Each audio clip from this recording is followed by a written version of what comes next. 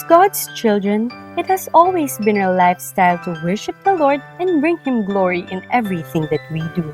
We always give our best to God because we know that we cannot outgive Him. He got our back and He will always provide.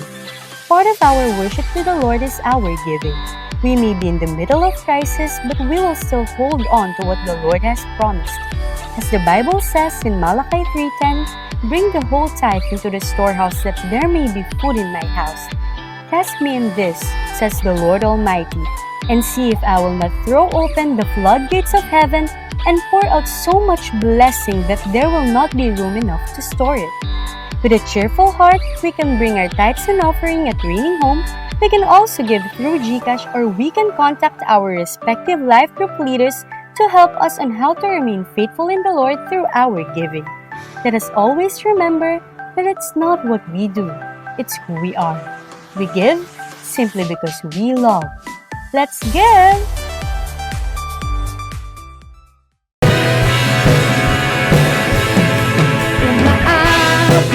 Papuri na diriwang ang lahat. Papuri kay Yahweh, Yahweh, Yahweh. Lumalapit sa presensya mo, natutunan ang lahat. Papuri kay Yahweh, Yahweh, Yahweh. Sa lahat ng oras, sa bawat araw, pinupuri at sinasamba. Ikaw ang tunay na Diyos, hari ng mga hari, tapat kailanman, di nagbabago. Ikaw ang tunay na Diyos, hari ng mga hari, tapat kailanman, di nagbabago. Si Yahweh ang ating Diyos.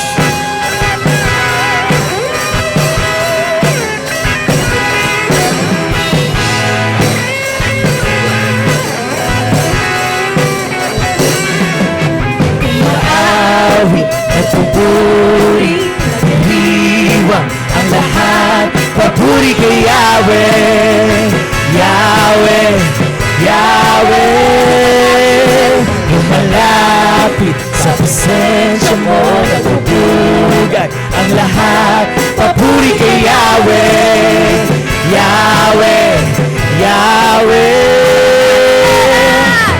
Sa lahat ng oras, sa bawat araw, pinupuri at sinasamba.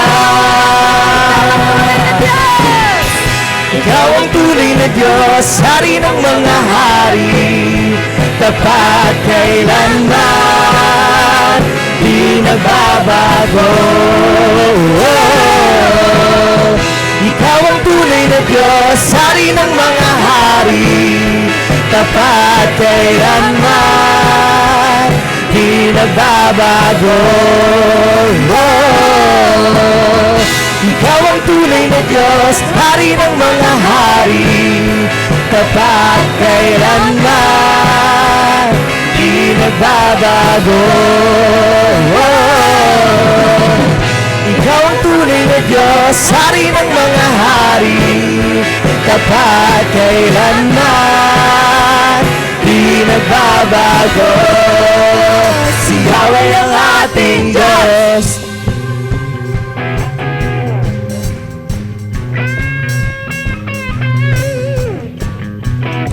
Pwede ba tanongin mo yung katabi mo? Excited ka na bang bumuhos ang pagpapala sa'yo? Tingnan mo yung katabi, parang hindi excited. Tanongin mo ulit, excited ka na ba? You know, Thanksgiving attracts miracle. Kaya if you don't know how to thank God, you can't attract miracle. Right now, as we worship God, this is your act of thanksgiving to the Lord. Kaya kung paano ka mag-worship, that's how you thank God right now. That's how you thank the Lord. Kaya ngayon, let's just set our spirit. Lord, naniniwala kami by faith. Pagpapalay, bubuhos. Sa ngalan mo'y may kagalingan. Lahat galing sa'yo. Amen! Come on, let's sing this one.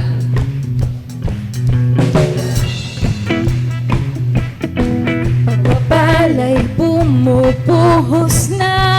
Yahweh, Yahweh, Sa ngalan niya'y may kagalingan. Yahweh, Yahweh, Sa Kanya'y may tagumpay. Yahweh, Yahweh, Sigaw ng lahat ng nilalang. Yahweh, Yahweh, Pagpapala'y bumubuhos na.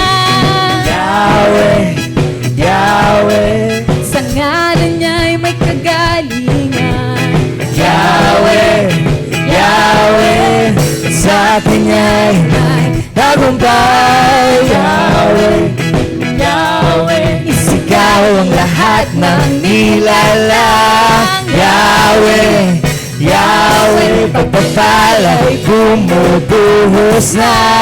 Yahweh, Yahweh, sa ngalan niya'y may kagalingan.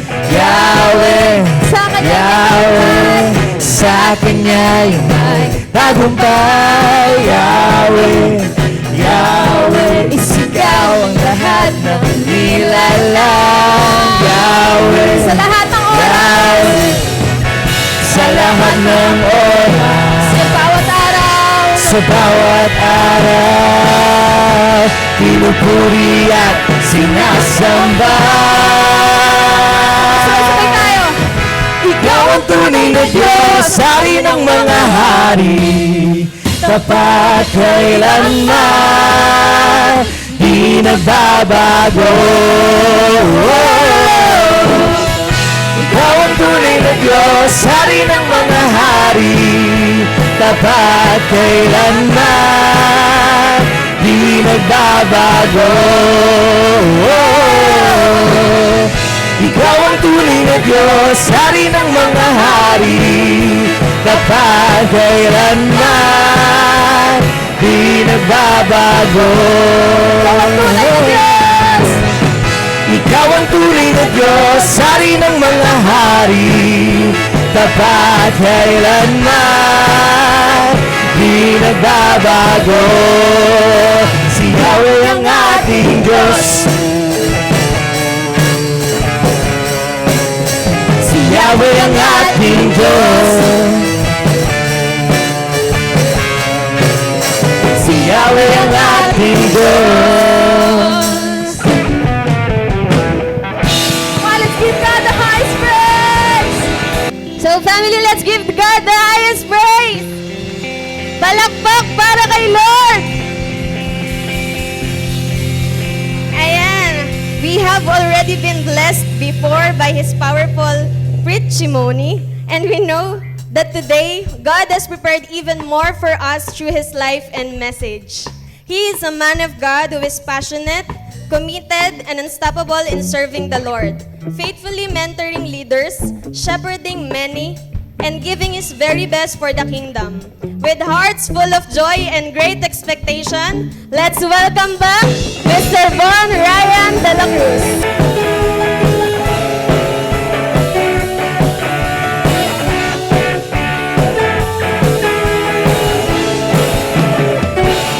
Ngayon, before tayo mag-start, pwede ba mag-pray muna tayo? Lord, maraming salamat po sa panibagong araw na binigay ninyo. Maraming salamat, Lord, sa Sunday celebration na nagaganap ngayon. Lord, naway i-open mo yung heart ng mga tao na nandito. I-open mo yung mind ng mga tao na nandito. Lord, may your word penetrate into our hearts. And Lord, may it transform us, Lord. Gamitin mo kami, Lord, para magbago yung buhay ng bawat isa. And Lord, ikaw yung magsalita ngayon, tago niyo po ako sa likuran niyo. Gamitin niyo lang po ako, Lord, na instrumento ngayon sa harap. Maraming salamat po, Lord. In Jesus' name we pray. Amen. And alam niyo po ba, there's something happening kapag lagi tayo nakadikit sa mga leaders natin. Kahit hindi po tayo naka-front, kahit hindi tayo yung nakikita, hindi tayo yung napapansin, kapag tayo nakadikit sa leader natin, meron nangyayari. Even if we're not in the front, still God called us. Hindi naman lahat ng tinawag ni Lord nasa unahan lagi eh. Meron tinawag si Lord ng mga behind the scenes. Meron tinawag si Lord ng mga nasa likuran. Yung shinare last week ni Pastor, sabi ni Pastor doon, God called us not just to be saved, but also to serve. And alam niyo po ba, dito sa Reigning Light, ang pagiging servant, hindi lang yung nakikita natin. Yung pagiging servant dito, pati yung mga behind the scene, paano natin na-achieve yung ganito kagandang Sunday. Alam niyo po ba, before magkaroon ng magandang tunog yung worship team, bago magkaroon ng magandang live stream, meron pong technical team at multimedia team na nagpe-prepare. Bago magkaroon ng maayos na upuan dito, merong ushering team na nagpe-prepare. Bago maayos yung parking natin dyan, merong mga marshal na nagpe-prepare. Before magkaroon ng tubig, ng pagkain dyan, merong mga refreshment team na naka-assign na nag-a-assist sa atin. Ibig sabihin, kahit hindi natin nakikita, we are still servant. Hindi man tayo ma-recognize, hindi man tayo makita, still, nagsuserve tayo kay Lord. Ang mahalaga, yung pinagsuservan natin, it's not about the position. It's about the purpose. Bakit ba tayo nandito? Yung purpose natin is to serve God, to expand His kingdom. Kaya yung ginagawa natin, kahit hindi tayo ma-recognize, okay lang. Kasi we have the audience of one. Si Lord lang makakakita ng ginagawa natin. Kahit ano pa yung gawin mo, kahit hindi man ma-recognize ng leader mo, hindi man makita ng katim mo, pero alam mo na si Lord nakikita yung bawat ginagawa mo. Every sacrifices na ginagawa natin, nakikita ni Lord. Kaya pansin nyo, sa bawat tagumpay, meron mga behind the scenes nun. Hindi man sila ma-recognize, pero kung bakit nagtagumpay yun, kasi merong mga katuwang dun. And ganoon din sa church natin. Hindi magiging tagumpay yung church na to kung wala yung katabi mo. Kung wala yung katim mo. Lahat tayo dito, parte ng Reigning Light. Kaya nabuo yung Reigning Light kasi kasama ka. Sabi sa akin ni Pastor, iba yung nagtagumpay sa naging parte ng tagumpay. Madali lang kasi yung, nagtagumpay na ako, naging successful na ako, okay na ako. Pero yung ikaw yung maging dahilan, ikaw yung maging part ng tagumpay ng iba, that's different. Iba yung dating nun, iba yung impact nun sa life ng ibang tao. Kaya yung dapat matutulog ka na pero dahil kailangan ka ng disciple mo, pupuntahan mo. Sino naka-experience ng ganun? Yung dapat magpapahinga ka na pero dahil kailangan nila pastor ng mag-a-assist ka. Marami tayong ganun na scenario sa pagsiserve kay Lord. Kasi before the success of this church, meron tayong pastor at pastora. Yung church, yung Reigning Light yung nakikita, pero behind the Reigning Light, meron tayong Pastor Lito at Pastora Tess. Behind the strong leaders dito sa church, merong mga disciples na nakatuwang nila. Kaya, huwag tayong malungkot kapag hindi ako napansin, hindi ako nabati. Nakikita ni Lord lahat ng ginagawa natin. Sabi ni Pastor nung last gathering, next time, hindi na lang siya yung magsasalita dito sa church. Kasi meron ng mga nade-develop. Kahit wala si Pastor dito, yung church magtutuloy. Kasi bakit? Lahat tayo parte nito. Lahat tayo nandito sa Reigning Light. Lahat tayo may portion dito. Kaya, it doesn't matter if hindi tayo yung nasa unahan. If hindi tayo yung nakikita. Kahit hindi tayo yung frontliners ng church, ang mahalaga ginagamit tayo ni Lord para mag-serve. To expand His kingdom. Ibig sabihin, hindi man tayo yung pinaka-head ng church. But the thing is, part tayo kung paano nag-move tong church.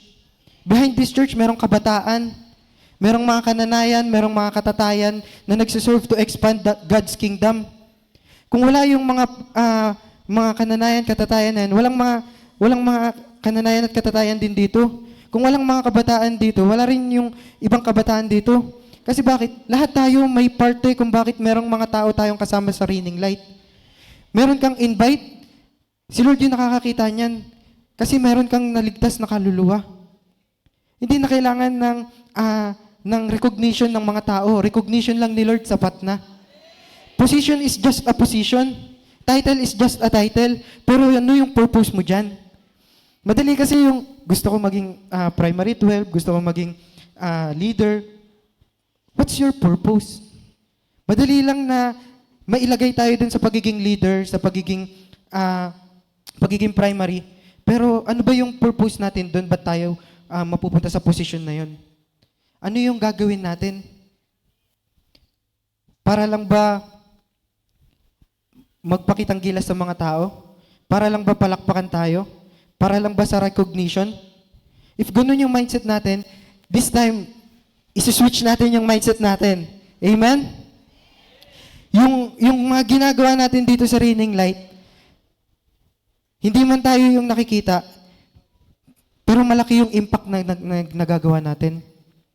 Yung, habang minimeditate ko tong word na to, buong week, pakiramdam ko kasi nabuhos ko na last week yung yung shinare ko Parang ubos na yung kwento ko Pero, nung time na yun, na-share ko yung life ko, yung testimony ko. Parang pakiramdam ko wala na akong makukwento pa. Kaya iba yung kaba ko ngayon Kasi, alam mo yung kakatapos ko lang mag-preach, tas ako ulit. Pero, grabe yung binigay ni Lord na wisdom, no? Kasi nung time na yun, kung isipin ko, ang hirap pala maging pastor. Kasi every week ka mag-meditate. Every week ka magbabantay sa sarili mo. Every day ka mag-meditate kung anong i-share mo. Kasi hindi lang maliitan yung igagather mo. Buong church yung igagather. And yung buong church na yun, makikinig sa'yo. Kaya ang hirap pala maging pastor.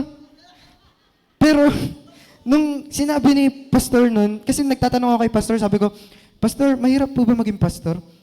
Sabi lang ni pastor, yung pastor, title lang yan. Pero yung ginagawa natin, ayun yung pagpapastor. Yung pag-consolidate ng tao, yung pagdi-disciple, yung pag-guide sa kanila para makakilala kay Lord. Yun yung pagpapastor. Kaya kahit wala tayong title na pastor, yung action, yung kilos natin, yung mindset natin, pang pastor. Kaya kahit sinong ilagay dito ni pastor, mayroon siyang tiwala. Kasi bakit? Ayun yung nabuild dito sa Raining Light. Lahat ng leaders dito, pang-pastor yung galawan, pang-pastor yung mindset. Kaya, sabi, nung nagpe-pray ako, iniisip ko nga paano kaya nagme-meditate si pastor? Kasi every week, meron siyang bagong sinashare ako, buti nga ako, may pahinga pa And, nung time na yun, sabi lang sa akin ni Lord, i-share mo yung kwento ni Jonathan. Sa mga hindi pa nakakilala kay Jonathan, si Jonathan po, siya yung anak ni Saul. And si Jonathan, siya dapat yung next king. Pero dahil nga dito, si Saul, siya yung hari, pero hindi talaga siya yung chosen one. Ibinigay siya ni Lord kasi hinihiling ng mga tao na merong mag-lead sa kanila. And si Saul, kapag sumunod siya, hindi ba, meron bang reservation na meron siyang sariling desisyon kapag sumunod siya. Kasi merong utos sa kanya si Lord na i-destroy yung Amalekites.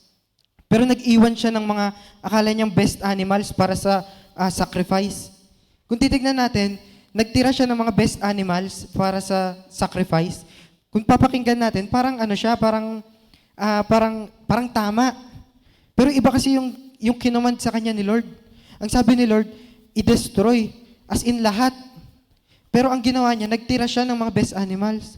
Tama yung intention, pero hindi yun yung gusto ni Lord. May mga ganun ba tayong times na pagsunod kay Lord? Yung tama yung intention natin, pero hindi naman yun yung gusto ni Lord. Yung dapat meron tayong gagawin, pero hindi naman yun yung gusto ni Lord. Yung time na yun, ganun yung intention niya para mag-sacrifice. Pero, hindi yun yung sinabi sa kanya ni Lord. Kaya lagi sinasabi nila, pastor at pastora, obedience is better than sacrifice. Pwedeng nasa posisyon tayo, pero wala tayo sa vision. Ganun pa rin tayo, hindi pa rin tayo makakatuwang. Kahit nandun na tayo sa pwesto na yan, kahit meron na tayong title na yan, kung yung vision wala sa atin, hindi natin magagawa yung mission. Sabi ni pastor, every mission dapat meron tayong contribution. Sa bawat leaders na nandito, ano yung parte mo sa buhay ng katabi mo? Noong time na yun, si David, siya naman yung anointed one. And si David noong time na yun, hindi pa siya recognized. Kasi merong God's timing. He is already anointed, na hinanoint siya ni Samuel. And nung time na yun, siya na dapat yung next king. Pero hindi niya pa ma-replace nun si King Saul. Kasi dumadaan siya sa proseso. Nung time na yun, nag-alaga muna siya ng mga tupa. Tumugtog muna siya kay King Saul. And naging warrior siya, naging warrior siya ni King Saul. And nung time na yun, merong preparation na nangyari sa kanya. Yung pag-aalaga niya ng tupa, yung pagtugtog niya kay King Saul, yung pagiging palaban niya. Lahat yun preparation. Anointed na siya, pero kailangan pa i-prepare. Kailangan pa i-develop para sa plano ni Lord sa kanya. Minsan ganun sa life natin. Yung mga galing encounter, meron na tayong double portion of anointing. Pero nasa process pa tayo. Kasi dinedevelop pa tayo ni Lord eh. Merong magandang plano sa atin si Lord, pero right now, nasa development pa tayo. Nandun pa tayo sa process na pinapagaling pa tayo. Meron pang pinapaintindi sa atin si Lord na, nak, ito muna yung practicean mo. Mag-alaga ka muna ng tupa para matuto ka mag-alaga ng mga tao mo. Mag-alaga ka muna. Tumugtog ka muna, mag-worship ka muna. Maraming tinuturo sa atin si Lord. Pero lahat yun, part ng plano niya sa atin. Para sa future natin. And si Jonathan naman, siya yung anak ni King Saul. Siya dapat yung next king. Pero dahil merong word sa kanya si Lord, merong binigay na vision sa kanya si Lord, na si King David yung dapat na maging hari. Hindi niya pinanghawakan yung posisyon niya. Doon siya sa purpose niya. Kaya ganun, ayun yung titignan natin ngayon. Paano nag-serve si Jonathan? Nung nireveal sa akin ni Lord to, nakita ko na dito sa church, hindi naman lahat nasa spotlight. Hindi naman lahat nakaharap, nasa stage. Hindi naman lahat nare-recognize.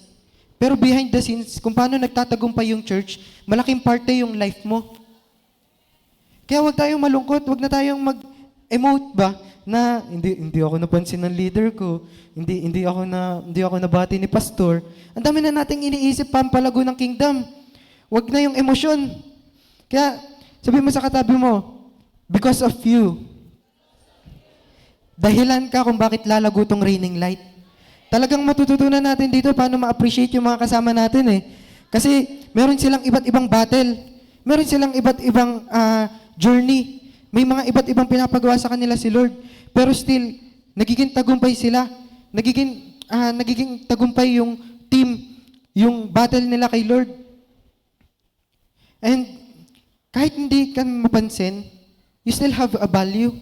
Tinawag ka pa rin ni Lord. Kaya yung topic natin ngayon is walking in our calling. Lalakaran natin kung saan tayo tinawag ni Lord. Hindi naman lahat tinawag ni Lord para sa spotlight. Hindi naman tinawag ni Lord para lahat mag-front. May iba't ibang posisyon tayo na nilagay si Lord. And ngayon, tayo na lalakaran natin kung saan tayo tinawag ni Lord. Kaya, your value, meron kang value kahit saan ka nakaposisyon. First thing na na-realize ko dito, our value is not about visibility. Yung value natin, hindi about visibility. Sabi sa 1 Samuel 18 verse 3-4, Jonathan loved David as much as himself, so they made a special agreement. Jonathan took off the coat he was wearing and gave it to David. In fact, Jonathan gave David his whole uniform, including his sword, his bow, and even his belt. Si Jonathan, sinurrender niya lahat kay David kasi nakakita siya ng vision. Nakakita siya ng plano ni Lord. Nakita niya yung purpose ni Lord kung bakit si David yung dapat na next king. Kaya kahit yung pagiging hari niya na dapat, binigay niya kay David. Ginive up ni Jonathan yung position niya kasi may ibang pinapagawa sa kanya si Lord. Ganun din sa life natin. Marami tayong ginive up sa life natin kasi merong ibang pinapagawa si Lord. Meron tayong iba't ibang battle na pinagtagumpayan natin kasi iba yung pinapagawa sa atin ni Lord. And nung time na to, yung pinakita sa kanya ni Lord yung pinapagawa niya, kahit yung pagiging hari, kaya niyang i-give up para kay Lord. Ano yung hindi natin kayang i-give up para kay Lord? Maybe yung trabaho natin, yung oras natin. Pero lagi natin isipin na yung bawat binibigay natin kay Lord, kaya niyang doblehin yun. kaya niyang paramihin yon. And nung time na to, pinakita ni Jonathan na his value was not in position. His value is in his purpose. Ano ba yung purpose natin? Ba't tayo nandito sa Raining Light? Ang purpose ba natin para lang umattend? Ang purpose ba natin para lang makinig? Ang purpose natin to expand God's kingdom. Kaya marami dito next in line leaders. Kasi bakit? Nakikita nila yung ginagawa ng mga leaders nila. And ayun din yung ginagol nila na maging sila. Kaya sa journey natin dito, dapat alam natin na hindi natin pinapahalagahan yung recognition kung mapansin man tayo o hindi. Ang pinapahalagahan natin dito, kung nagagawa ba natin yung purpose na binigay sa atin ni Lord. In our life, meron talaga tayong mga bagay na kailangan i-let go para makita natin yung kilos ni Lord sa life natin. Kapag hindi natin ginawa yun, nabablind tayo, nakikita natin na nangyayari yung isang bagay dahil sa atin. Kapag blinded tayo, hindi natin makita yung vision ni Lord. Kaya maganda na every time na ginagawa natin yung mga meron dito sa Raining Light, alam natin yung purpose natin doon. Kaya natin ginagawa to kasi ito yung gusto ni Lord. Hindi mahalaga kung hindi ito yung nakikita. Hindi mahalaga kung hindi tayo yung nasa posisyon. Ang mahalaga paano tayo tumutulong mapangyari yung plano ni Lord. Paano na mapangyari yung mission na binigay ni Lord. Ano yung gagawin natin para maging successful yung vision? Hindi naman kailangan ng title para magamit tayo ni Lord. Actually, ngayon, hindi naman, sa lahat ng leaders na umaharap dito sa stage, hindi naman lahat pastor, hindi naman lahat okay, hindi naman lahat perfect, pero lahat ng umaharap dito, nandito para mag-back up kila pastor. Kasi maraming ginagawa sila pastor outside this church. Marami pang vision na nakikita sila pastor. Kahit nung time na lumipat tayo dito, hindi natin maintindihan kung ano yung sinasabi ni pastor. Kung ibang tao yung titingin, kapag tinignan nila, sinong lilipat dito? Kasi yung lugar na to, napakapangit nung una. Hindi talaga ma-appreciate. Pero dahil alam ni pastor yung purpose na itong church na to, meron something na nangyari dito. Nagamit para sa kingdom ni Lord. And ngayon, mas kitang-kita na tayo sa labas. Mas kitang-kita na tayo sa highway. Kasi bakit? Meron nakita si pastor na vision dito. Alam niya yung purpose ng church ng lugar na to, kung bakit niya kukunin, kung bakit ba tayo lilipat dito. And maganda na ganun din yung mindset natin. Every time na meron tayong pagdidesisyonan, alam natin yung purpose bakit natin gagawin yung isang bagay na yan. Every time we lead people, alam natin yung purpose bakit natin sila nililid. Hindi lang para mapa-attend ng Sunday para lang sa attendance, kundi para yung life nila magbago, na hindi lang sila laging attender, kundi yung mindset nila maging kung ano yung mindset natin. Kasi kung ano yung mindset ng pastor natin, yun din yung mindset ng bawat leaders. Kung ano yung anointing na meron sila pastor, nagfo-flow lang yun sa atin. Kaya ang bawat leaders dito, merong rights na mag-speak dito. Kasi bakit? Lahat tayo dito, anointed ni Lord. Anointed tayo dito to lead other people. And si Jonathan, nung binigay sa kanya ni Lord yung vision, nung time na yun, ayaw ni King Saul. Di ba may ganun sa part ng life natin na binigay na ni Lord yung vision sa atin pero ayaw ng family natin? Yung ayos na yung vision natin, ayos na yung plano ni Lord sa life natin, pero ang unang persecutor natin yung family natin. Huwag tayong titigil pag ganun. Let's learn how to fight kung ano yung binigay ni Lord. Kung ano yung vision na pinagkatiwala sa atin ni Lord, mapangyayari yun. Si Jonathan, nung time na yun, ayaw ni King Saul na si King David yung maging hari. Kasi ang anak niya, si Jonathan. And si Jonathan, alam niya yung tama at dapat. Kaya ayun yung pinanindigan niya, ayun yung pinaglaban niya. Kaya next thing na dapat na meron tayo dito sa church, dapat dapat protector tayo, hindi tayo competitor. Sa bawat leaders na nakakasama natin, dapat protector tayo nila. Hindi natin sila pinapahamak. Yung mga nakakasama natin, katuwang natin yan sa vision ni Lord. Kaya yung ginagawa nila, proteksyonan din natin. Sabi dito, 1 Samuel 19 verse 1 to 2, Saul told his son Jonathan, and all the attendants to kill David. But Jonathan had taken a great liking to David and warned him. Instead of competing para dun sa pagiging hari, si Jonathan prinotektahan si David. Sinabi niya na gusto siyang patayin ni Saul, ni King Saul. And yung time na yun, dun meron tayong role na hindi lang tayo para makipag-compete kung sino yung mas magaling, sino yung mas mataas. Ang goal natin is proteksyonan kung ano yung plano ni Lord sa tao na yan.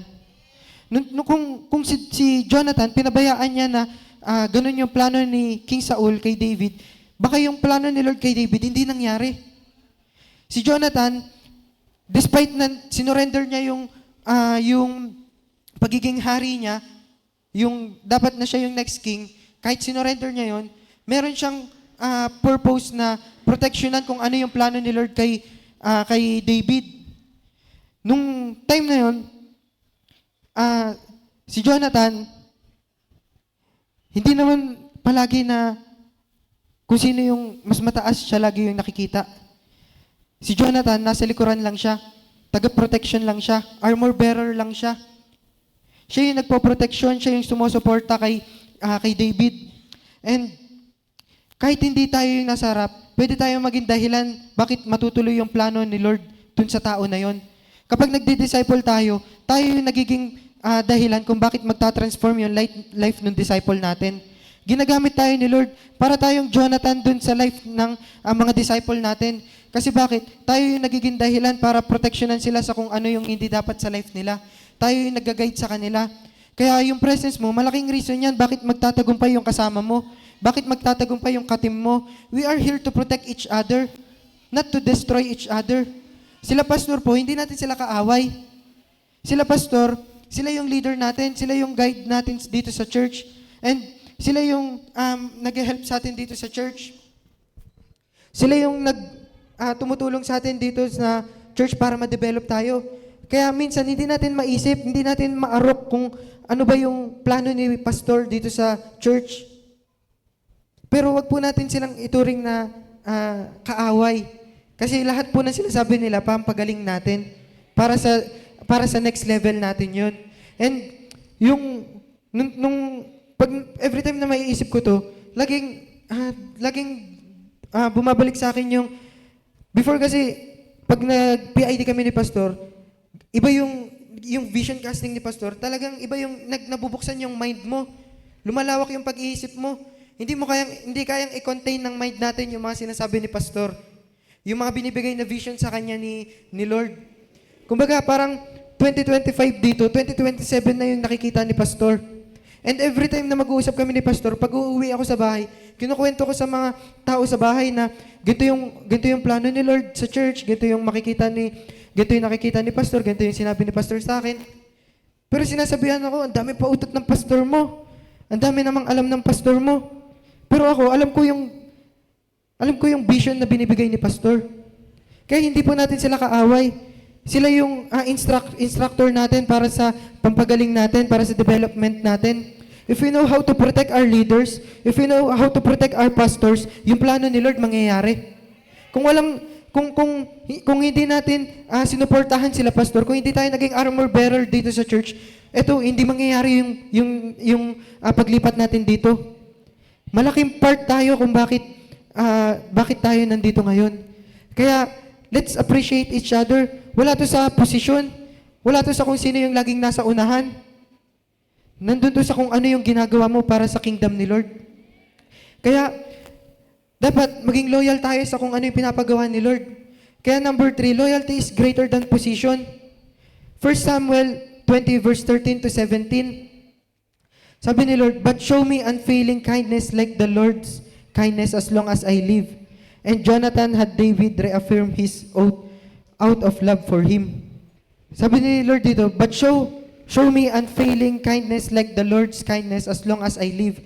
And Jonathan had David reaffirm his oath out of love for him. Si Jonathan, nagstay loyal siya kay David. Nagstay loyal siya dun sa plano ni Lord sa kanya. Even though na give up niya yung pagiging hari niya, Kahit ni-risk niya yung relationship niya kay King Saul, sa father niya, yung covenant niya kay David, strong. Kasi alam niya kung ano yung plano ni Lord sa life niya. Hindi siya tinawag ni Lord para maging hari, pero tinawag siya ni Lord para suportahan kung sino yung magiging hari. Merong part sa life natin na hindi naman tayo lagi yung bida. Merong part sa life natin, tayo yung taga-support. Kaya kapag meron tumatayo sa harapan, wag natin kontrahin. I-support natin. Tulungan natin sila na mapangyari kung ano yung planos ni Lord sa life nila. Yung position, pwedeng mawala yan. Yung position, pwedeng mapalitan. Kahit sinong ilagay dyan sa position na yan, pwedeng palitan, pwedeng mawala. Pero yung loyalty natin, it shows our heart, kung ano yung heart natin sa pagsunod natin kay Lord. You know what? Position makes you important, but loyalty makes you valuable. Minsan sa posisyon, pag nandun, merong taong may posisyon, grabe mag-effort mag-assist yung mga tao sa kanya. Grabe mag-effort na i-guide yung nasa posisyon na yon. Pero once na matanggal siya sa posisyon, wala nang paki yung mga tao sa kanya. Ganun din sa atin. Kapag pinahalagahan natin yung posisyon, kaysa dun sa pinapagawa ni Lord, sayang lang yung ginagawa natin. Kaya yung posisyon, wag natin fokusan. Ang fokusan natin yung purpose ni Lord. Kung wala si Jonathan, baka hindi naging successful yung plano ni Lord kay King David. Dahil kay Jonathan, merong na-establish na kingdom. Same with us. Kaya malaki yung part natin sa bawat isa. Kasi pwede tayo maging dahilan bakit magiging tagumpay ang plano ni Lord dun sa kasama mo, sa katim mo. Pwede tayo maging Jonathan ng mga leaders at pastors natin. Gagamitin tayo ni Lord para mapangyari kung ano yung pinapagawa niya. Sa discipleship, mahalaga yung part natin sa pag-guide sa mga tao. Sa pag-consolidate sa kanila. Malaki yung part natin sa kanila. Kaya, nagiging dahilan tayo para mapangyari yung plano ni Lord sa kanila. Yung mga bago na yan, hindi pa nila alam kung ano yung gagawin nila. Pero tayo, meron binigay sa atin si Lord na guide na i-assist yung tao na yan, yung bago na tao na yan, para makakilala at makabalik kay Lord. Ayun yung goal natin, na yung purpose natin, alam natin kung paano natin gagamitin, kung paano natin gagawin. And next thing is yung encouragement. Encouragement is ministry. Sometimes yung mga tao na kasama natin, yung mga disciple natin, hindi na nila kailangan ng sermon. Hindi na nila kailangan pagalitan pa. Ang kailangan na lang nila, encouragement. Kailangan nila makita kung paano mag-depend kay Lord, hindi sa sarili nilang kakayanan. Sabi dito sa 1 Samuel 23 verse 16, "And Saul's son Jonathan went to David at Horesh and helped him find strength in God." Tinulungan ni Jonathan na mahanap ni David yung strength niya kay Lord. Hindi sa iba. Kung si David, magaling na siya, malakas na siya, kaya niyang pumatay ng marami, ng libo-libo. Pero tinulungan siya ni Jonathan na hanapin yung strength niya kay Lord. Kasi kapag si Lord yung kasama natin, successful na tayo sa bawat ginagawa natin.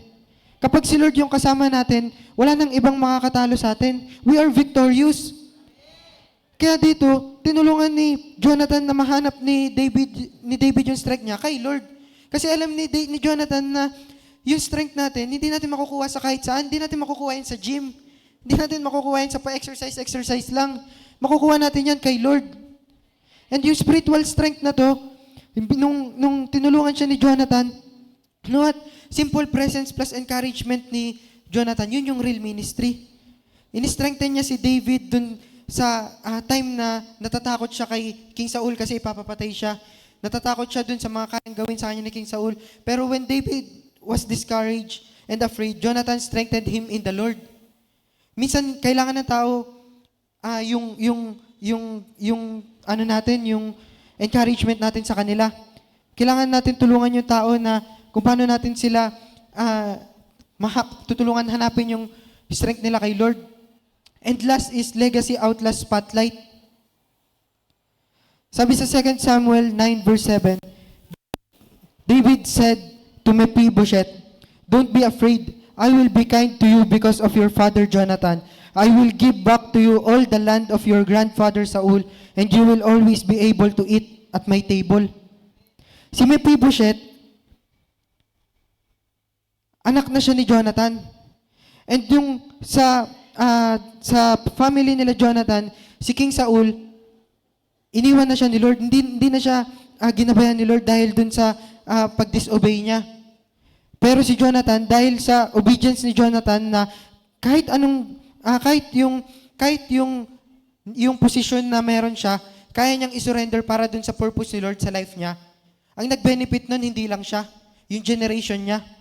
Kaya sa life natin, yung bawat ginagawa natin dito, hindi man tayo maka-experience yung blessings ni Lord, pero yung generation mo, sila yung makaka-experience niyan.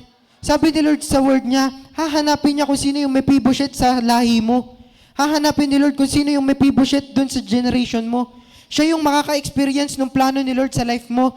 Hindi man tayo yung laging naka-front, hindi man tayo yung laging makita, pero yung generation natin yung magbe-benefit dun sa ginagawa natin. Kasi it is not all about the position, it is not all about the spotlight kung sino man yung nakikita na highlight. Pero kung sino yung nagsiserve kay Lord. Madali lang kasi masabi na siya yung nasa harapan, siya yung nakikita, nagsasalita, pero hindi naman ayos yung pag-serve niya kay Lord.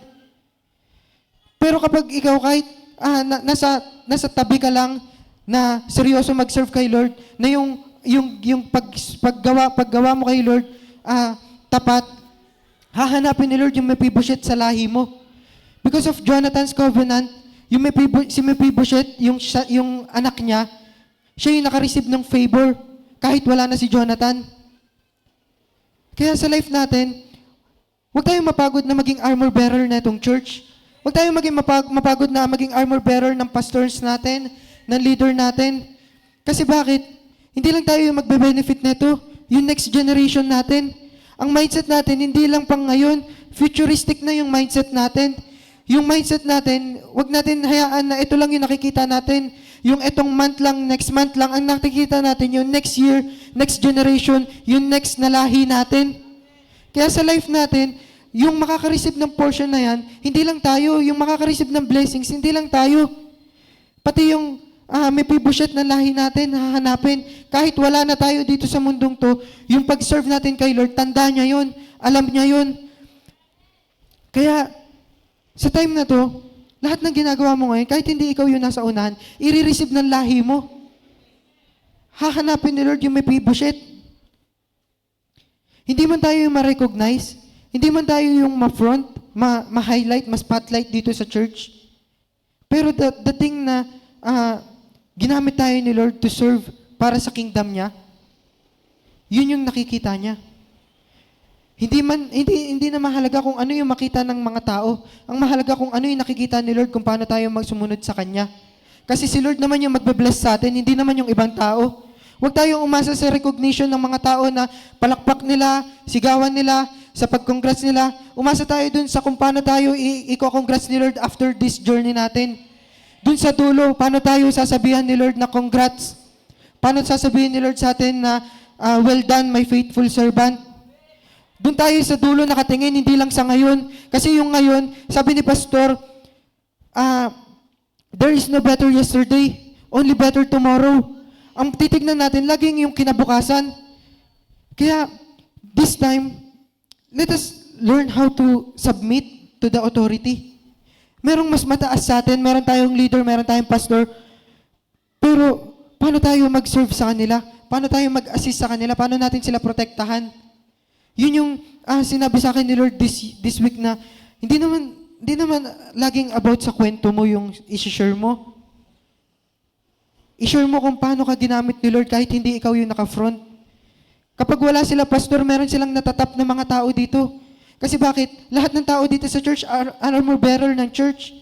Lahat ng tao dito ginagamit ni Lord para sa expansion ng kingdom niya. Kaya kapag tayo natuto magpa-submit kung ano yung gusto ni Lord sa life natin, it is done. Sa school, kapag nag-submit tayo ng project natin, kapag nag-submit tayo ng exam natin, it is done. It is completed. Ganun din sa work natin, kapag nag-submit tayo, it is done. Sa life natin kay Lord, kapag nagpa-submit tayo dun sa authority, sa kung ano yung plano ni Lord sa life natin, yung future natin, sabi ni Lord, it is done. Planado na kung ano yung mangyayari sa generation natin. Kaya maging submissive tayo pagdating kay Lord na ngayon, hindi lang about dun sa ginagawa natin nakikita ng ibang tao, kundi dun sa kung ano yung gagawin ni Lord sa life natin. Even though napipil mo na hindi ka nare-recognize, hindi ka napapansin, as long as naka-align tayo dun sa word ni Lord, sa pinapagawa ni Lord, yung life mo kakaiba. Let us position ourselves in the position of blessings. Let us position ourselves in the position of miracles. Yung life ni Jonathan, sinacrifice niya yun dapat para sa kanya. Yung para sa plano ni Lord, yung plano ni Lord para sa, yung dapat plano ni Lord para sa kanya, na sinacrifice niya. Hindi madali yun. Yung isa-sacrifice natin, yung isang mahalaga sa life natin, mahirap yun. Pero dahil sinabi sa kanya ni Lord, ginawa niya. His obedience is different. Maging malinaw sa atin na when we obey, theirs is a blessing. When we obey, God will make a way. Kung paano mapangyayari yung promise ni Lord sa life natin. Kapag sumunod tayo sa Panginoon, ano man yung pinapasacrifice ni Lord sa atin, magagawa natin. Sino man yung pinapakausap sa atin ni Lord, sino man yung pinapapuntahan sa atin ni Lord, kapag sinabi ni Lord, kaya natin gawin. Kasi kung yung pagsasacrifice lang, hindi natin kayang gawin, paano pa yung obedience? Kaya dapat sa journey natin kay Lord, alam natin paano mag-sacrifice at mag-obey kay Lord. Because God is with us. Mas mahirap kalaban si Lord kaysa kalaban yung demonyo. Kapag kalaban natin yung demonyo, kakampi pa natin si Lord eh. Pero kapag kalaban natin si Lord, wala na tayong ibang kakampi. Kaya kapag pinagawa na sa atin ni Lord, wag na natin kalabanin. Sundin na lang natin. Kasi doon mapapaganda yung buhay natin. Doon mapapaganda yung life natin na hindi man ito yung nakikita natin, hindi man ito yung na-vision natin, pero ito yung sinabi ni Lord, kaya ito yung gagawin natin. Sabi ni Lord sa 1 Samuel 18 verse 14, in everything he did, he had great success because the Lord was with him. Si David naging successful, hindi lang basta success, great success yung binigay sa kanya ni Lord. Kaya sa life natin, lagi natin isama si Lord. Lagi natin isama si Lord sa journey natin na alam natin na kapag si Lord yung kasama natin, tagumpay na kagad tayo. If God is with us, who can be against us? Sa bawat journey natin kay Lord, He will require what is not easy. I-require ni Lord kung ano yung hindi madali para sa atin. And alam natin na kapag ni-require ni Lord yung hindi madali para sa atin, nagko-question tayo sa mind natin, paano natin gagawin? Yung pag-surrender nung posisyon ni Jonathan, it's not easy. Pero yun yung sinabi ni Lord. Kaya yun yung ginawa niya. Sa life natin, yung nire-require ni Lord, laging yung hindi natin kaya. Para alam natin kung paano i-acknowledge na kapag nagawa natin, si Lord yung dahilan nun. Sabi ni Pastora Tini, everything we do must be traceable to God. Kaya, this time, pwede ba tumayo tayo? And this time, alam natin na yung ginagawa natin, hindi lang para sa atin, para sa generation natin.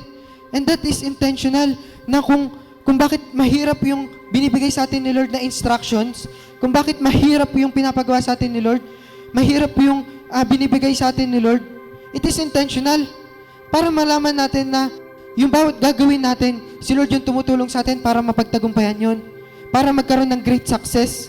Kaya kung sino man yung nahihirapan ngayon sa journey nila, sa pagsunod kay Lord, do not stop. Keep going. Keep moving. Sa life natin, maraming gagawin si Lord. Kaya, this time, pwede ba i-worship natin si Lord? Na yung bawat ginagawa natin, maging mindset natin na it is not for us. Hindi man ako yung nasa spotlight, hindi man ako yung makareceive ng recognition, pero Lord, ito yung pinapagawa mo sa akin. Na Lord, pinapa-appreciate mo sa amin kung ano yung ginagawa ng bawat isa. And ngayon, pwede ba i-worship natin si Lord?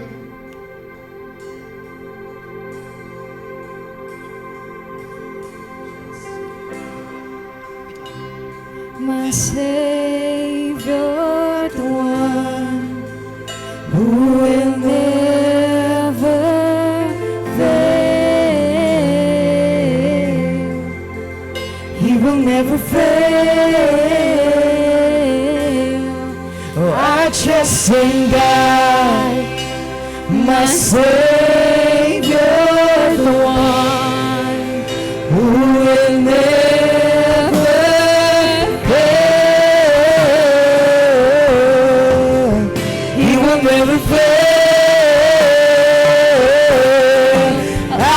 trust in God, my Savior, the one who will never fail. He will never fail. Oh, I trust in God, my Savior, the one who will never fail. He will never fail. And I sought the Lord, and He heard, and He answered. I sought the Lord, and He heard, and He answered. I sought the Lord, and He heard, and He answered. That's why I trust Him. That's why I trust Him. I sought the Lord, and He heard, and He answered. I sought the Lord, and He heard, and He answered. I sought the Lord, and He heard, and He answered. That's why I trust Him. That's why I trust Him. I sought the Lord, and He heard, and He answered. I sought the Lord, and He heard, and He answered. I sought the Lord, and He heard, and He answered. That's why I trust Him. That's why I trust in God, my Savior, the one who will never fail. He will never fail. Oh, I trust in God, my Savior, the one who will never fail. He will never fail. Trust in God. Lord, we're praying right now. Lord, hindi kami mag-depend sa iba. Lord, sa inyo kami mag-depend. Sa bawat gagawin namin, sa bawat desisyon namin. Lord, ikaw yung pagdependehan namin. Lord, yung life namin, Lord, baliwala kung hindi ka namin kasama. Lord, hindi kami magtatagumpay kung wala ka sa life namin. The reason why kami nagiging successful, Lord, kasi ikaw yung kasama namin. Lord, sabi mo sa word mo, yung great success na experience lang namin dahil ikaw yung kasama namin. Kaya Lord, pwede ba matutunan namin ngayon, Lord, na we will not depend on ourselves. We will not depend kung sino yung kasama namin. But Lord, we will depend on you. Lord, sa kung ano yung plano mo sa life namin. Maybe nakikita namin yung sarili namin na kami dapat yung hari. Pero Lord, sinabi mo sa amin, Lord, na kami yung magiging armor bearer na magsusupport dito sa church. Kami yung sinabi mo na magpoprotekta dito sa church. Kaya Lord, hayaan mo kami na mag-humble ng sarili namin.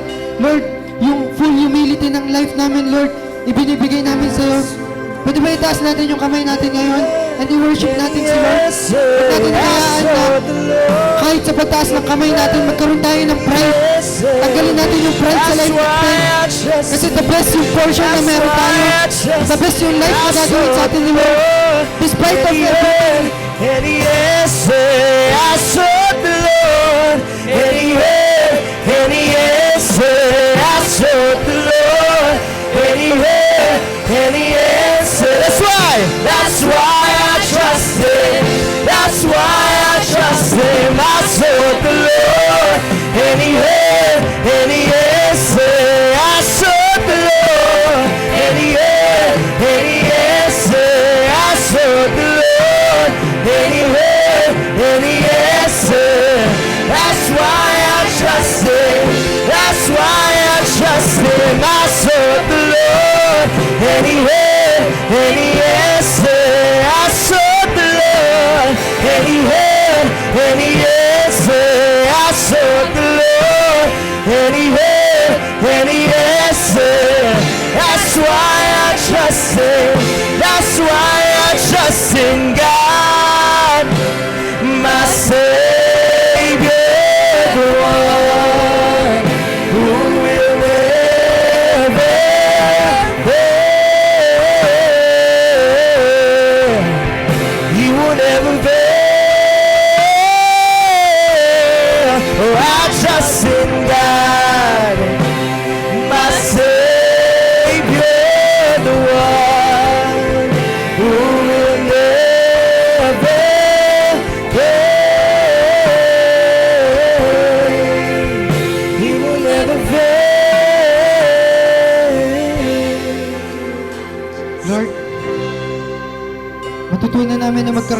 sense of insufficiency. Dahil Lord, kapag alam namin na meron kaming sense of insufficiency, Lord, alam namin na hindi namin kayang gawin yung isang bagay ng kami lang. Alam namin na kaya namin gawin to dahil kasama ka namin, Lord. Naway gamitin mo yung bawat tao na nandito, Lord, sa kung ano yung plano mo sa kanila. Para kaming mga ballpen, Lord, na meron kaming different strokes, different style kung paano kami gagamitin. And Lord, kung ano man yung plano mo sa bawat tao na nandito, Lord, naway gamitin mo sila according to their will, according to your will, according to your plan to them, Lord. And alam namin, Lord, na magkakaroon kami ng listening ears, Lord, sa kung ano yung gusto mong pasabi sa amin, sa kung ano yung gusto mong sundin namin, gawin namin sa life namin. Maybe, Lord, it is not easy, pero Lord, dahil ito yung sinabi mo, gagawin namin. Lord, wag kaming mag-stick dun sa position lang. Mag-stick kami, Lord, sa kung ano yung purpose mo sa life namin. Lord, maybe hindi namin maintindihan to sa ngayon, pero Lord, naway magkaroon ng strike sa heart namin, Lord, na yung paggamit mo sa amin, Lord, iba't ibang klase, Lord. Merong nasa harap, merong mga backup, merong behind the scenes, Lord. Kaya Lord, sa life namin, Lord, naway ikaw yung manguna, ikaw yung makita kung paano mo kami gamitin, Lord. Yun yung mangyari sa life namin. Lord, wag namin pangunahan kung ano yung plano mo sa life namin. Wag kami mag-stick dun sa magandang posisyon lang. Mag-stick kami dun, Lord, sa kung ano yung gusto mong iparanas sa life namin. Kasi meron kaming iba't ibang realization, Lord God. Meron kaming iba't ibang gagawin dito sa church, dito sa kingdom mo. And Lord, may we continue doing the vision, Lord. Despite sa position na meron kami, magkakaroon kami ng contribution sa bawat mission na gagawin. Lord, ikaw yung manguna sa life ng bawat isa na nandito. Lord, we are declaring kung ano man yung meron sa tao na nandito ngayon, kung ano man yung gusto mong paggamit sa Kanya, naway Lord, may we walk on our calling, Lord, and not dun sa gusto lang namin, Lord. Mag-walk kami sa kung ano yung pinapakita mo sa aming daan. Lord, alisin mo kami dun sa pagyakap sa posisyon na meron kami. And simulan na namin, Lord, yakapin kung ano yung purpose mo sa life na binigay mo sa amin. Lord, baliwala yung buhay namin kung hindi namin gagamitin para sa'yo. Kaya, Lord, ngayon, we're praying, Lord, na continue to use us for your glory. Continue to use us para sa expansion ng kingdom mo. Lord, yung sense of insufficiency, Lord, naway mag-strike sa amin, Lord, na sa bawat gagawin namin, alam namin na hindi namin kaya to. Sa bawat gagawin namin, alam namin na magagawa lang namin to kapag kasama ka namin. Kaya Lord, ngayon, lumalapit kami sa iyo. Sabi mo sa word mo, Hebrews 6 verse 10, God is not unjust. He will not forget your work and the love you have shown Him as you have helped His people and continue to help them.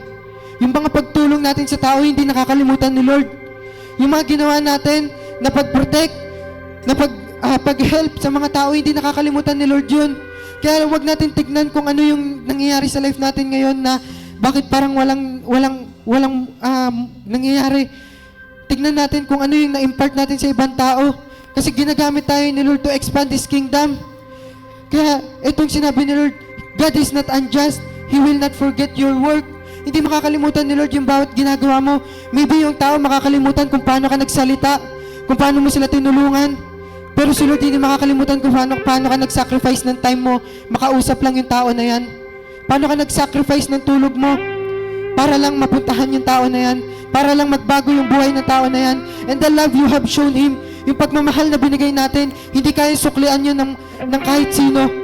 Si Lord lang yung makakapagbigay ng reward sa atin. And yung mga tao na tinulungan natin, patuloy natin silang gabayan, patuloy natin tulungan na mag-journey sila kay Lord. Huwag natin ipagpalit yung oil. Let us not trade the oil for applause. Kung ano yung ating na binigay sa atin ni Lord, huwag natin ipagpalit sa panandaliang recognition ng tao. Huwag natin ipagpalit sa panandaliang kasiyahan lang. Yung anointing na meron tayo, pagkaingatan natin kasi generation ng lahi natin yung nakasalalay dito. Kaya ngayon, Lord, lumalapit kami sa iyo. Huwag namin hayaan na yung yung life namin, magdepende kami sa kung ano yung naiisip namin, nakala namin maganda, na akala namin tama. Pero Lord, magdepende kami sa kung ano yung plano mo na binigay sa amin. Pwede ba ngayon, i-worship ulit natin si Lord na, Lord, magdedepende kami sa iyo ngayon. Pwede bang isik natin si Lord ngayon? Na sa bawat gagawin natin, siya yung kasama natin. Sa bawat tagumpay na meron tayo, si Lord yung nakikita. I trust in God, my Savior, the one who will never fail. He will never fail. I trust in God, my Savior, the one who will never fail. He will never fail. I trust in God, my Savior, the one who will never fail. He will never fail. And I sought the Lord, and I sought the Lord, and He heard, and He answered. I sought the Lord, and He heard, and He answered. I sought the Lord, and He heard, and He answered. That's why I trust Him. That's why I trust Him. I sought the Lord, and He heard, and He answered. I sought the Lord, and He heard, and He answered. I sought the Lord, and He heard, and He answered. That's why I trust Him. That's why I trust Him. I sought the Lord, And He heard, and He answered. I sought the Lord, and He heard, and He answered. I sought the Lord, and He heard, and He answered. That's why I trust Him. That's why I trust Him. I sought the Lord, and He heard, and He answered. I sought the Lord, and He heard, and He answered. I sought the Lord, and He heard, and He answered. That's why I trust Him. That's why I trust in God, my Savior, the one who will never.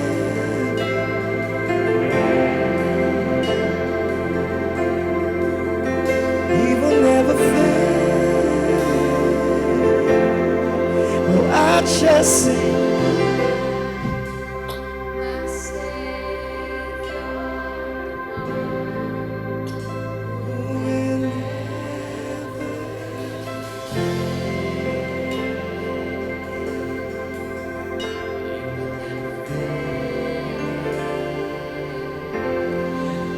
I trust in Lord, we're praying right now na may we receive your word, Lord. May we listen to your word, Lord, and not just reading the word. Lord, kung ano yung gusto mo sabihin sa life namin, yun yung mapangyari sa life namin. Kung ano yung plano mo sa amin, Lord, yun yung makita namin. Lord, gamitin mo kami, yung bawat isa sa amin, na ngayon nandito, Lord, we're seeking, Lord, kung ano yung plano mo sa life namin. Kung ano yung, kung saan mo kami tinawag, Lord, dun yung lalakaran namin. Lord, maraming salamat dahil pinarealize mo sa amin na even though hindi kami yung nai-spotlight, yung naka-highlight, Lord, still malaki yung impact ng life namin kung bakit nagtatagumpay yung mga leaders namin.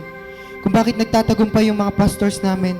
Kaya Lord, alisin mo sa amin yung pagiging mapagmataas, yung pagmamahal sa posisyon, and Lord, palitan mo ito ng pagmamahal dun sa purpose na binigay mo sa amin to expand your kingdom, to share the gospel of word. Lord, ikaw yung gumamit sa amin ngayon.